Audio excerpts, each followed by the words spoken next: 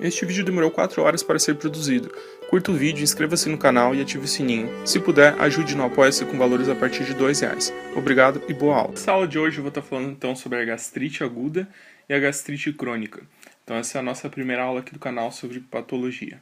Então para começar essa aula, vou definir o que é gastrite. Gastrite é uma inflamação que ocorre na mucosa gástrica. Então a gente vai começar falando sobre a gastrite aguda. A gastrite aguda ela é uma inflamação aguda que vai ocorrer nessa mucosa gástrica e normalmente tem caráter transitório, então não é crônico, né? Como diz a gastrite aguda, ele vai ser transitório. Ele pode ocorrer, então, hemorragia na mucosa. Normalmente ocorre essa hemorragia na mucosa quando é a forma erosiva da gastrite, então não são todas as gastrites agudas que vão ocorrer hemorragia, normalmente é a forma erosiva. Pode ocorrer também descamação superficial da mucosa, e isso em casos mais graves. Então, nem toda gastrite aguda vai ter essa descamação, somente em casos mais graves. As possíveis causas, então, dessa gastrite aguda são o uso de aspirinas e outros AINES, que são anti-inflamatórios não esteroidais, o uso de álcool e também toxinas bacterianas podem causar a gastrite aguda, a uremia, que é o acúmulo de ureia no sangue, agentes quimioterápicos para o câncer e radiação gástrica. Então essas são as possíveis causas da gastrite aguda.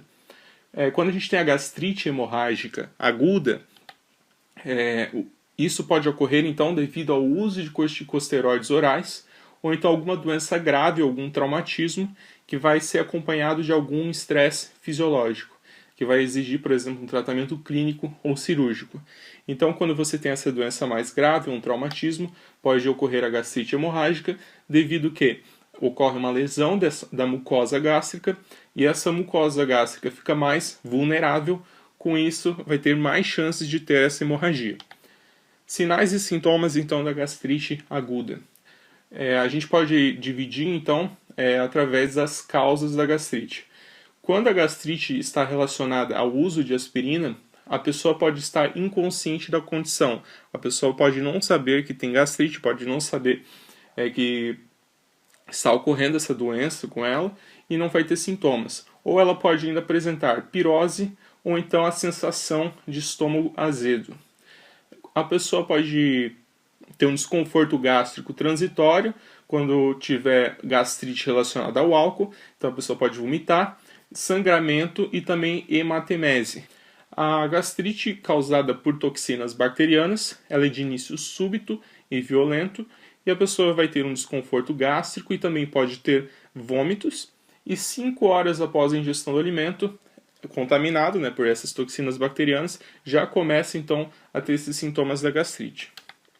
A gastrite aguda, então, resumidamente, é um distúrbio autolimitado e ocorre, então, regeneração e cicatrização completa dentro de alguns raros dias após a remoção, então, do agente desencadeante. Agora vamos falar um pouco, então, sobre a gastrite crônica. Na gastrite crônica, a gente não vai ter aparição de erosões macroscópicas, ou seja, vamos ter ausência de erosões macroscópicas, ou seja, vistas ao olho nu, e também pode ocorrer uma atrofia do epitélio glandular do estômago. Ou seja, com essa atrofia pode-se perder um pouco das funções celulares e pode-se perder alguns componentes estruturais desse epitélio glandular do estômago. A principal causa da gastrite crônica é pela bactéria Helicobacter pylori, mais conhecida como H. pylori, e ela pode causar uma doença inflamatória crônica do antro e corpo do estômago. Então a gente vai ver essa imagem aqui. A Helicobacter pylori então vai causar essa inflamação somente no antro e no corpo do estômago, como a gente pode ver ali na imagem. O fundo do estômago normalmente ali não vai ser atacado por essa bactéria.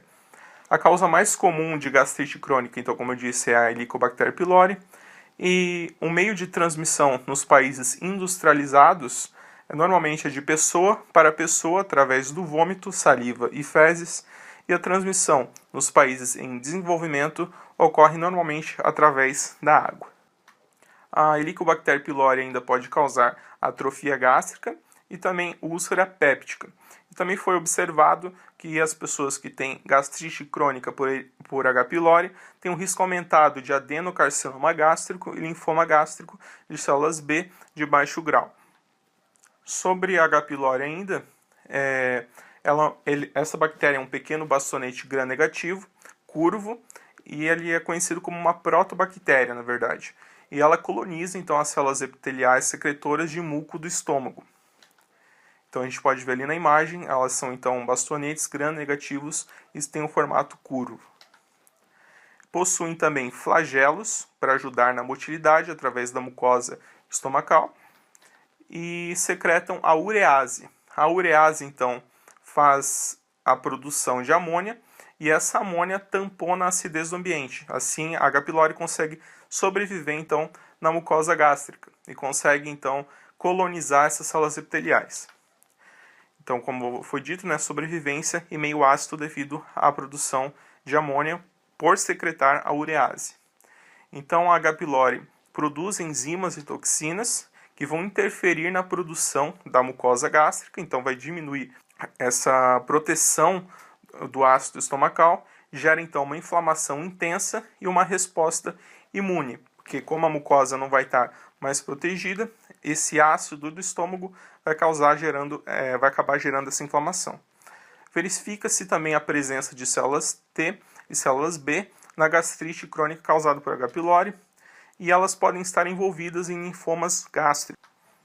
Os testes para identificar H. pylori, a gente tem vários, mas eu vou citar aqui um dos mais comumente usados, que são a biópsia endoscópica para teste de urease. Então, como é que ocorre? A gente pega um pequeno pedaço da parede do estômago, dessa célula epitelial, coloca então no frasco com ureia e um indicador de acidez. Se for urease positivo, ou seja, está produzindo urease, é porque tem H. pylori. Então, a cor amarela vai ficar vermelha, porque houve um aumento do pH. Se teve um aumento do pH, porque está produzindo amônia, então vai estar sendo tamponado essa acidez do ambiente. E se for urease negativo, não vai mudar de cor e não tem H. pylori, porque não está produzindo amônia e o pH não está aumentando. Agora eu vou falar sobre outro tipo de gastrite, que é a gastrite autoimune crônica. Ela é responsável por 10% dos casos de gastrite crônica e ela se limita ao corpo e ao fundo gástrico, como a gente pode ver na imagem. Pode ter, então, um comprometimento mínimo ali do antro, mas normalmente vai se destacar no fundo e no corpo. Então, como que ocorre essa doença? Autoanticorpos, que são anticorpos que atacam o próprio organismo, atacam as células parietais do estômago e o fator intrínseco. Esse fator intrínseco é uma glicoproteína que ajuda na absorção de B12.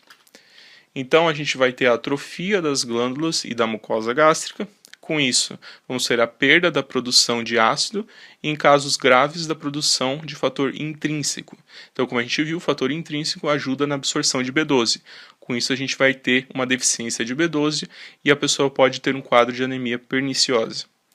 Essa gastrite está normalmente associada a distúrbios autoimunes, como tiroidite de Hashimoto e doença de Edson. Pode ocorrer com essa gastrite autoimune crônica, a hipocloridria ou acloridria, que é a pouca produção de ácido clorídrico ou nenhuma produção desse ácido clorídrico. Pode ter também a hipergastrinemia, que é o aumento da produção do hormônio gastrina, com isso levando ao aumento da acidez estomacal. Pode ocorrer a úlcera péptica e carcinoma gástrico, que seria o câncer do estômago. A pessoa que tem a gastrite autoimune crônica tem 2 a 4% mais chances de ter então o câncer gástrico. Já na gastrite atrófica multifocal, ela vai acometer o antro e áreas adjacentes do estômago, áreas próximas ao estômago. É mais comum do que a gastrite autoimune, que a gente acabou de ver, é mais observada em indivíduos brancos e ocorre redução da secreção de ácido gástrico. A acloridria e a anemia perniciosa são incomuns se comparados então à doença autoimune, a gastrite autoimune, crônica. Já na gastropatia química, ocorre uma lesão gástrica crônica em decorrência então do refluxo do conteúdo alcalino do duodeno, de algumas secreções pancreáticas e da bile para o estômago. Essa doença ocorre, então, comumente em indivíduos que foram submetidos à cirurgia de gastroduodenostomia ou gastrojejunostomia. Em pessoas que têm úlcera gástrica, doença vesicular biliar ou algum outro distúrbio de motilidade do estômago distal, podem apresentar uma forma mais leve, então, da gastropatia química. Então essa foi a aula de hoje, as referências estão aqui ao lado esquerdo. Se você gostou da aula, curta o vídeo, ative o sininho, comente e se inscreva no canal. Obrigado e até a próxima aula.